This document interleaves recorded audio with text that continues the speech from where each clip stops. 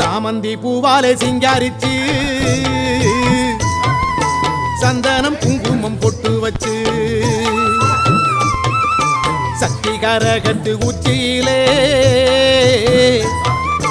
பச்சை கிளி ஒண்ணு சூட்டி வச்சு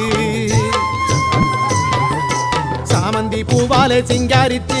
சந்தனம் குங்குமம் பொட்டு வச்சு சக்தி கரகத்து உச்சியிலே பச்சை கிளி ஒண்ணு சூட்டி வச்சு